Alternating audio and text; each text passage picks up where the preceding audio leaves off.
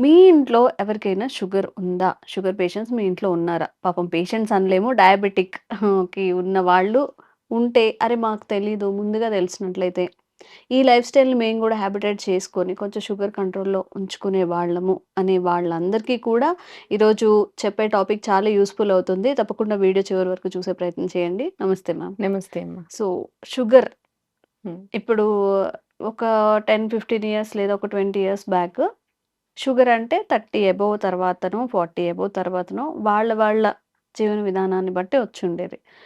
ఇప్పుడు అర్లీ 20స్‌లో గాని, హ్మ్. ఈవెన్ వన్ ఆఫ్ మై రిలేటివ్స్‌లో కూడా 22 ఇయర్స్, 21 ఇయర్స్ తనకి కూడా షుగర్ వచ్చింది. సో, అసలు మనం షుగర్‌ని పూర్తిగా తగ్గించుకోవచ్చా? లేదు వాళ్ళకి తగ్గట్లేదు అంటే అట్‌లీస్ట్ కంట్రోల్‌లో ఉంచుకొని ఇంక వేరే ఆర్గాన్స్ బాడీలో డ్యామేజ్ అవ్వకుండా కాపాడుకునే అవకాశం ఉందా? హ్మ్. ఉంది అంటే ఏం చేయాల్సుంటుంది? ఆ! షుగర్‌కి జనరల్‌గా ఏంటంటే, మనం తినే ఫుడ్డే మెయిన్ ఆధారంగా ఉంటుంది యాక్చువల్లీ. హ్మ్. అండ్ డైజెషన్ అయినాక లివర్ దాన్ని మెటబాలిజం ఎలా చేస్తుంది? అంటే హ్మ్. మనకి బాడీలో రిలీజ్ అయిన షుగరు, అది లివర్ దాన్ని గ్లైకోజన్‌గా ఎట్లా కన్వర్ట్ చేస్తుంది? ప్యాంక్రియాస్ దాన్ని మజిల్స్‌కి ఎంతవరకు సప్లై చేస్తుంది? ఎంత మనం బర్న్ చేస్తున్నాం? అంటే మనకు షుగర్ వల్ల మనకి ఎనర్జీ వస్తుంది. ఆ ఎనర్జీని మనం ఎంత ఖర్చు పెడుతున్నాం? సో, హ్మ్. సంపాదిస్తున్నాం కానీ ఖర్చు పెట్టట్లేదు గదా! సో, ఖర్చు పెట్టే దగ్గర వరకు ఇవన్నీ చిన్న చిన్నవి ఫ్యాక్టర్స్ లాగుంటాయి. సో, ఇక్కడ ఆయుర్వేదిక్‌లో కొన్ని పర్టిక్యులర్ ఫుడ్స్, ఆయిల్స్ ఇలా పర్టిక్యులర్ కొన్ని చెప్పున్నారనమాట. యాస్ పర్ ఆయుర్వేదం మనము ఏమేం చెయ్యొచ్చు వీటిల్ని కంట్రోల్ చేసుకోవడానికి అండ్ ఫర్దర్ మనకి ఏంటంటే లివర్ మీద కూడా ఎక్కువ ప్రెషర్ పడకుండా అంటే ఎక్కువ ఒత్తిడి రానీయకుండా, ఈ ప్యాంక్రియాస్ కూడా దాని సఫిషియంట్ వర్క్ చేసేలాగా అంటే మనకు కొంచెమే ఉన్నా సరే అంటే ఇన్సులిన్ క్వాంటిటీ మనకు కొంచెం తక్కువ రిలీజ్ అవుతున్నా సరే మన బాడీ దాన్ని సెట్ చేసుకునేలాగా అంటే మనం తినే ఫుడ్‌లోనే దానికి ఎక్కువ ప్రెషర్ రానీయకుండా మనం చేసే ఏవైనా విధానాలున్నాయో అవి చూస్తాం మనము. హ్మ్. ఓకే. జనరల్‌గా ఫుడ్. ఫస్ట్ వచ్చినప్పుడు బియ్యం ఏం తినాలి? అన్నం ఏం తినాలి? ఇట్లాంటి క్వెషన్స్ ఒస్తాయి హ్మ్. డయాబెటిస్‌లో. అవి ఏం తీసుకోవాలని ఆయుర్వేదంలో చెప్పారు. జనరల్‌గా పురాణత్వం, శ్రేష్ఠత్వం అంటారు. సో, అన్నం తీసుకునేటప్పుడు పాత బియ్యం మాత్రమే యూజ్ చేయాలి. హ్మ్. పాత బియ్యం అంటే ఎంత పాత ఉండాలి అనే దానికి సంవత్సరం అని చెప్పి పర్టిక్యులర్‌గా కూడా చెప్తారనమాట. ఒక హ్మ్. సంవత్సరం పాటు మనకి ఆగిన బియ్యము బెస్ట్ బియ్యం అని చెప్పి చెప్తారు. దానికేంటంటే ప్రాసెస్ అయ్యే కొద్దీ దాంట్లో ఉన్న ఈ క్విక్ రిలీజ్ ఆఫ్ షుగర్స్ అనేవి తగ్గుతాయన్నమాట. So, okay. అవి పాత పాత బియ్యం బియ్యం. తీసుకోవాలి. హ్మ్. హ్మ్. పాత బియ్యం. హ్మ్. ఇంకొకటి సెకండ్, థర్డ్ వచ్చినప్పుడు నెక్స్ట్ ఏం తీసుకోవచ్చు అంటే యవలు చెప్తారు. అంటే హ్మ్. బార్లీ. హ్మ్. బార్లీని కూడా అన్నం వండుకోనిలాగా తినేవాళ్ళు హ్మ్. పాతకాలంలో. అవి ఒకటి చేస్తారు. బట్ వాటిల్లో మన గ్లూటెన్ ఎక్కువుంటుంది అనుకుంటారు కదా! హ్మ్. గ్లూటెన్ ఇంటాలరెన్స్ ఉన్న వాళ్ళు మాత్రం కొంచెం అవాయిడ్ చేయొచ్చు. ఓకే. వాళ్ళు పాత బియ్యం యూజ్ చేసుకోవచ్చు. లేని వాళ్ళు దీన్ని ఒక ఫుడ్ తీసుకోవచ్చు. అంటే మనం 3 పూట్ల తినే అన్నంలో హ్మ్. ఒకటి బార్లీ రైస్‌గా తీసుకోవచ్చు. హ్మ్. మూడోది వీట్. ఇవి హ్మ్. 3 మాత్రమే చెప్తారు జనరల్‌గా. వీట్ ఏంటి అంటే మనకి ఎర్ర గోధుమలుంటే చాలా బెస్ట్. ఆ ఎర్ర గోధుమలని కూడా మనకేంటి అంటే అని డీహస్ చేసి దాన్ని యూజ్ చేసుకోవడం బెటర్. దీన్ని హ్మ్. కూడా ఏంటంటే రవ్వలాగా యూజ్ చేసుకొని, హ్మ్. ఆ రవ్వని అన్నంలాగా వండుకోవడం అన్నమాట. ఓహో! So, okay.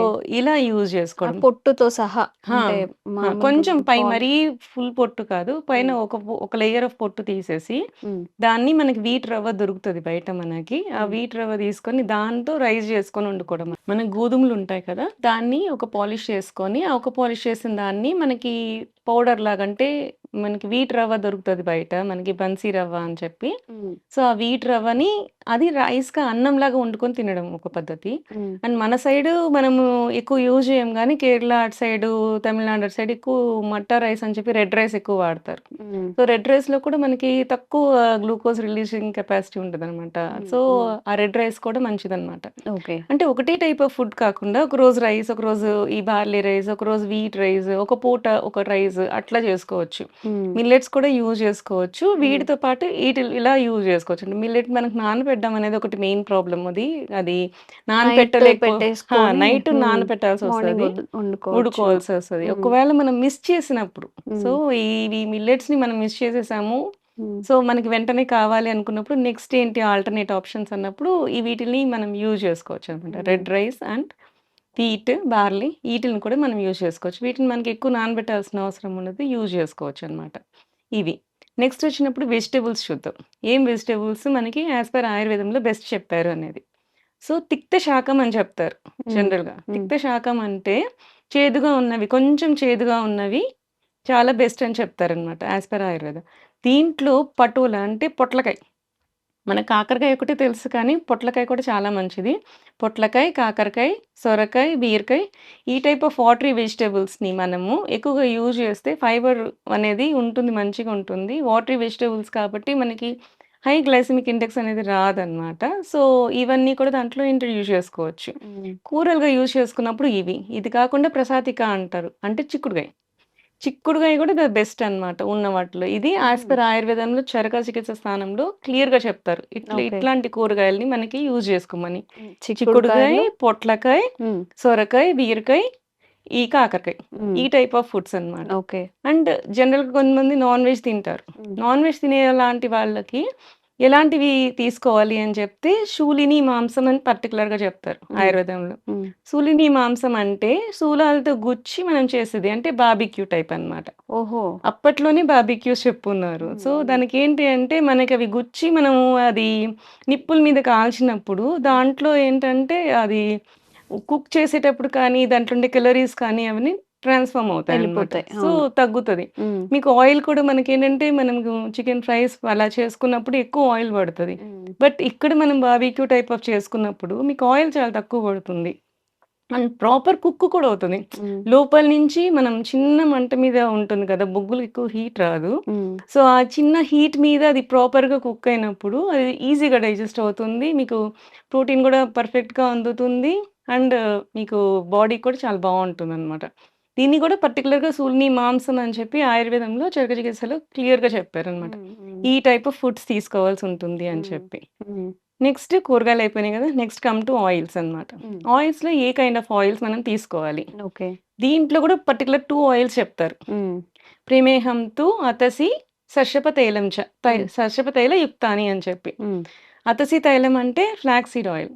ఓకే. అండ్ ఇప్పుడు సర్షప తైలం ఫ్లాక్స్ అంటే సీడ్ ఆయిల్ వంటలకి వాడుకోవచ్చా మ్యామ్? ఫ్లాక్స్ చెప్తాను. ఆ! Flax okay. Seed oil and సర్షప తైలం. హ్మ్. సర్షప తైలం అంటే మనకి ఆవ నూనె. హ్మ్. ఆవాలతో చేసే నూనె. హ్మ్. ఈ ఆవాలతో చేసిన నూనె మనకి డీప్ ఫ్రైకి పనికిరాదు. అసలు ఆయుర్వేదంలో డీప్ ఫ్రైసే ఎక్కువ చెప్పరు. హ్మ్. హ్మ్. సో, మనం ఎప్పుడైనా సరే షాలో ఫ్రైసే ఎవరికైనా సరే డయాబెటిక్ కానీ, ఒబేస్ కానీ వీళ్ళందరికీ పీసీఓఎస్ కానీ ఏవైనా సరే హ్మ్. షాలో ఫ్రై కుకింగ్ అంటే కొంచెం ఆయిలేసుకొని, తాలింపేసుకొని వంట చేసుకోవడమే మనకెక్కువుంటుంది. ఓకే. సో, వాటికి వెళ్ళినప్పుడు ఆవ నూనె యూజ్ జేయాలి. హ్మ్. ఈ ఫ్లాక్స్ సీడ్ ఆయిల్ ఎప్పుడు యూజ్ జేయాలి? హ్మ్. ఫ్లాక్స్ సీడ్ ఆయిల్‌ని అసలు మనం వేడి చేయడానికి అవ్వదనమాట. హ్మ్. హ్మ్. జస్ట్ ఒక 2 నిమిషాలు ట్యాంపరింగ్ లాగా అంటే రసం, సాంబార్ చేసేసామనుకోండి, హ్మ్. సాంబార్‌కి ముందుగా మనం తాలింపేసి కూరగాయలు వేస్తాం కదా! అలా కాకుండా కూరగాయలవన్నీ బాయిల్ జేసి సాంబార్ పెట్టేసుకొని లాస్ట్‌లో మనకి తాలింపేస్తాం కదా! అప్పుడు అలాంటి వాటికి కొంచెం ఫ్లాక్స్ సీడ్ ఆయిల్ యూజ్ జేసుకోవచ్చు. దానికి కొంచెం ఘాటుంటుంది. హ్మ్. అలా అలా కాకుండా కూడా మనం డైరెక్ట్‌గా కూడా యూజ్ జేసుకోవచ్చు flax seed oil. Okay. Salads తింటుంటారు.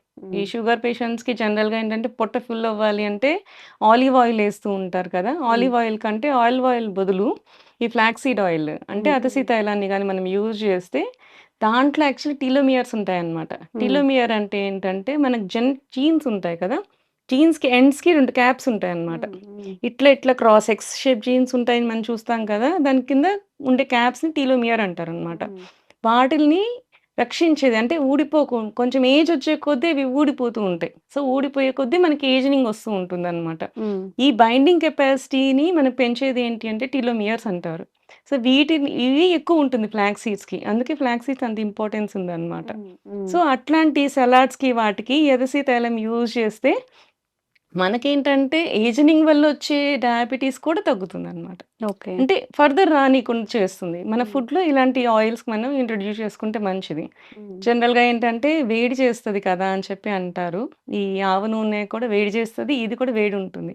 వేడి ఉంటేనే బాడీలో మెటబాలిజం ఎక్కువుంటుంది. హ్మ్. సో, కొంతమందికి ఎవరికైతే వేడి తత్వం ఉందో వాళ్ళు జనరల్‌గా ఇట్లాంటి ఆయిల్స్ యూజ్ చేసినా సరే మజ్జిగని మనము ఇంట్రొడ్యూస్ చేసుకున్నా, బార్లీ జావని ఇంట్రొడ్యూస్ చేసుకున్నా గానీ, అంటే హ్మ్. మధ్యలో అవి వాడుతూ ఉంటే, ఆ వేడి శాతం అనేది తగ్గుతుందనమాట. ఓకే. ఓకే. సో, ఇట్లా హ్మ్. మనకేంది అంటే, మన బాడీ తత్వాన్ని బట్టి ఒకవేళ మనకిది ఇది వాడుతుంటే ఈ ప్రాబ్లమ్స్ వస్తున్నాయి అనుకున్నప్పుడు, దాన్ని కాంపెన్సేట్ చేసుకుంటా పోవాలి అనమాట. ఓకే. ఓకే. నెక్స్ట్ వచ్చినప్పటికి ఎక్సర్‌సైజ్. హ్మ్.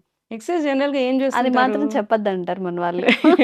ఎక్సర్సైజ్ జనరల్‌గా అంటే హ్మ్. అందరికి ఈ మధ్య బాగా ఉంది. వాచ్ హ్మ్. స్మార్ట్ వాచ్ పెట్టుకొని మరీ చేస్తున్నారు. హ్మ్. ఇప్పుడసలు మనం చెప్పక్కర్లేదు కొంతమంది చేసేస్తున్నారు కూడా. హ్మ్. హ్మ్. సో, అట్లాంటి వాళ్ళకేందంటే ఒక యాస్ పర్ ఆయుర్వేద ఏం చెప్తారు అంటే, ఒకటే రకం వ్యాయామము రోజు చేయొద్దు అనంటారు. హ్మ్. జనరల్‌గా వ్యాయామ యోగై వివిధై ప్రయోగై అంటారు. హ్మ్. అంటే ఒక టైప్ ఆఫ్ వ్యాయామం అంటే రోజు వాకింగ్ చేస్తున్నారా? సో, కొన్ని రోజులయ్యేసరికి మీ బాడీ దానికి అలవాటు పడిపోతది. హ్మ్. సో, దాని తర్వాత ఎక్సెస్ క్యాలరీస్ ఏమి అంటే ఎక్కువ బర్న్ అవ్వదనమాట. ఓకే. సో, నెక్స్ట్ ఏంటంటే మనము వేరే టైప్ ఆఫ్ ఎక్సర్సైజ్ చేయాలి. అంటే స్క్వాటింగ్ అంటే గుంజులు తీయడము. హ్మ్. మనం వినాయక చవితి ఫస్ట్ వినాయకుడి దగ్గరికెళ్తే ఫస్ట్ చేసేదే గుంజులు తీయడం. హ్మ్. అది చేస్తే సగం బాడీ పైనుంచి కింద వరకు సెట్ అయిపోతది. హ్మ్. అట్లా. సో, మార్చుకోవాలి. ఇంట్లో కూర్చొని యోగా చేసుకోవడం, ఎక్సర్సైజ్ చేసుకోవడము అట్లా. ప్రాణాయామాలు చేసుకోవడం ఇవి చూసుకోవాలి. హ్మ్. నెక్స్ట్ పాయింట్‌కొచ్చేసరికి స్ట్రెస్. హ్మ్. ఇప్పుడు స్ట్రెస్ వల్ల కూడా డయాబెటిస్ పెరుగుతది. Stress leads to cortisol, cortisol leads to hormonal imbalances. Hmm. జనరల్‌గా అలా వచ్చినప్పుడు కూడా మనకు డయాబెటిస్ వస్తూ ఉంటుంది. సో, హ్మ్. ఇట్లాంటి స్ట్రెస్‌ని మనం కాంపెన్సేట్ చేసుకోవాలి అంటే ధ్యానం చేయడం, మెడిటేట్ చేయడం, ఉన్న అవర్స్‌లోనే ఈవినింగ్ మన టైం కుదుర్చుకొని మరి చేసుకోవడం అన్నమాట. ఇట్లాంటివి చేస్తూ మనము షుగర్‌ని కంప్లీట్‌గా కంట్రోల్‌లో పెట్టుకోవచ్చు. ఓకే. సో సో, మ్యామ్ జనరల్‌గా మనం ఎంత చేసినా గాని అంటే ఒక ప్రశాంతంగా బాడీ రిలాక్సేషన్ అవ్వడం ఇది కూడా ఇంపార్టెంటే కదా! అవును. సో, దానికి రిలేటెడ్‌గా ఏదైనా స్లీప్ ఉంటుందా? కూడా చాలా ఇంపార్టెంట్ అండి. హ్మ్. స్లీప్ కూడా సరిగ్గా లేకపోతే మళ్ళీ షుగర్ లెవెల్స్ కూడా డిఫరెన్స్ ఒస్తాయి. అవునా? స్ట్రెస్ అవును. హ్మ్. ఖచ్చితంగా ఒస్తాయి. జనరల్‌గా ఏంటంటే మనకి ప్రాపర్ స్లీప్ 8 అవర్స్ ఉండాలి. హ్మ్. సో, నాకు 8 అవర్స్ కుదరట్లేదు. హ్మ్. సో, నాకు 6 అవర్సే కుదురుతుంది అనుకున్న వాళ్ళకి జనరల్‌గా ఒక స్టడీ ఉందన్నమాట. హ్మ్. So, 1 hour of night sleep is equal to half an hour of morning sleep. హుహు. సో, ఇది ఒక స్టడీ. ఇది హ్మ్. చేసున్నారు. ఇది ప్రూవ్ అయింది. ఒకవేళ మనం నైట్ 6 అవర్సే పడుకోగలుగుతున్నాం. మనకు టైం లేదు అన్నప్పుడు, హ్మ్. అక్కడ 2 అవర్స్ మనం మిస్ చేస్తున్నాం. సో, హ్మ్. ఆ 2 అవర్స్‌కి బదులు 1 అవర్ ఆఫ్ మార్నింగ్ స్లీప్ అన్నమాట. హ్మ్. ఆఫ్టర్‌నూన్. హ్మ్. అది ఎప్పుడు పడుకోవాలి ఇది కూడా పర్టిక్యులర్‌గా చెప్పారు ఆయుర్వేదంలో. ఎప్పుడు పడుకోవాలి అంటే భోజనానికి ముందు పడుకోవాలి. హ్మ్. మీకు మధ్యాహ్నం నిద్రొస్తది. రోజు మీకు నిద్రపోయే అలవాటుంది అనుకోండి. మధ్యాహ్నం పూట అన్నం తినక ముందే ఒకసారి పడుకోండి. అది రివర్స్ చేస్తారు మన వాళ్ళు. రివర్స్ చేస్తాం కొంచెం మనం. మంచిగా తినేసాక ఆ! కాసేపు పడుకుంటాం. పడుకుందాము అదే. అనుకుంటారు. జనరల్‌గా హ్మ్. మనం ఏదైనా ఇంట్లో ఉండేవాళ్ళైతే హెక్టిక్ వర్క్ అయిపోయినప్పుడు ఒక హ్మ్. క్విక్ న్యాప్ తీసి దాని తర్వాత లేసి భోంచేయండి. అప్పుడు కంటిన్యూషన్ మళ్ళీ భోజనం చేశాక శతపథం గచ్చేతంటారు. హ్మ్. అంటే 100 అడుగులు నడవాలి. అవునా? ఆ! హ్మ్. ప్రతి మీల్ అయిపోయినాక 100 అడుగులు నడిస్తే అది హ్మ్. మన బాడీలో ప్రతిదీ అక్కడ మూవ్‌మెంట్ అనేది ఉంటుందన్నమాట. అచ్చా! So, okay. ఇదంతా కూడా యాస్ పర్ ఆయుర్వేదం చెప్తారు. యోగరత్నాకరం కానీ, చరక చికిత్సలో గానీ, ఇవన్నీ కూడా ఇంత క్లియర్‌గా చెప్తారు. హ్మ్. ఏం తినాలి? ఎలా ఉండాలి? ఎన్ని అవర్స్ పడుకోవాలి అని. ఒకవేళ 7 అవర్సే పడుకున్నాము.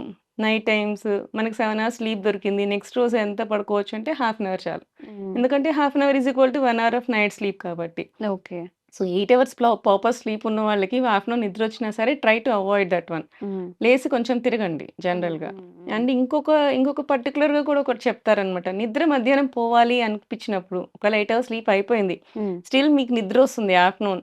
సో, అది మన బాడీకి ఏమి హార్మ్ చేయకూడదు. బట్ నిద్ర మనం రిలాక్స్ అవ్వాలి అంటే ఏం చేయాలంటే చైర్‌లో కూర్చొని పడుకోమంటారు. హ్మ్. హ్మ్. జనరల్‌గా. అంటే మనకి పాతకాలంలో వాలు కుర్చీలుండేవి. ఇట్లా వంగి ఉండేవి చూసారా? హ్మ్. హ్మ్. అట్లాంటివన్నమాట. రిలాక్స్ అయ్యి జస్ట్ పడుకోవడం. అంటే హ్మ్. స్ట్రెయిట్‌గా బాడీని పడుకోబెట్టకుండా రిలాక్స్ అయ్యి పడుకోవడం. హ్మ్. జనరల్‌గా ఏంటంటే తిన్న వెంటనే పడుకుంటారు చాలామంది. దానివల్ల ఏంటంటే గ్యాస్ట్రిక్ రిఫ్లెక్సెస్ వస్తుంటాయి. హ్మ్. సో, ఫుడ్ అంతా పైకి రావడము, పైపింగ్ దీనికి యాక్చువల్‌గా మనకి స్ఫింక్టర్ ఉండదు. హ్మ్. స్టమక్ నుంచి ఇంటెస్టైన్‌కి స్ఫింక్టర్ ఉంటది.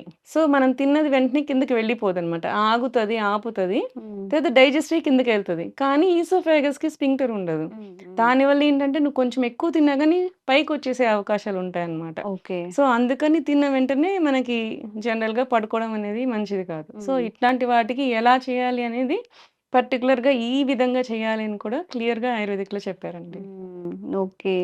సో, ఇది నాట్ ఓన్లీ ఫర్ షుగర్ కాదు కదా అవును. మేడం. అందరికీ జనరల్‌గా వర్తించేది. అందరికీ అసలు వర్తిస్తుంది. యాహ్! మనం ఎలా తినాలి? హ్మ్. ఏం చెయ్యాలి ఒక అంటే డేలో? ఫుడ్ అనేది మాత్రం హ్మ్. పర్టిక్యులర్ ప్రమేహం గురించి చెప్పానండి. ఇవాళ ఓకే. షుగర్ గురించి షుగర్ ఫుడ్స్ కానీ, ఆయిల్స్ కానీ హ్మ్. ఇది అందరికీ కాదనమాట. ఓకే. ఇది ఓకే. ఓన్లీ షుగర్ పేషెంట్స్‌కి you can add on to హ్మ్. డయాబెటిక్ కాకపోయినా ఒబేసిటీ వాళ్ళకి కూడా కొంచెం హ్మ్. ఇలాంటి ఆయిల్స్, ఇట్లాంటి ఫుడ్స్ మళ్ళీ ఇంట్రొడ్యూస్ చేసుకోవచ్చు. ఓకే. బట్ ఇన్ జనరల్ వాళ్ళకి ఇవన్నీ అంటే ఓన్లీ అంటే మీన్స్ ఎనర్జీ వచ్చే ఫుడ్స్ కాదు. ఎక్కువ ఎనర్జీ రావు కాబట్టి ఇవి అందరికీ కాదు. హ్మ్.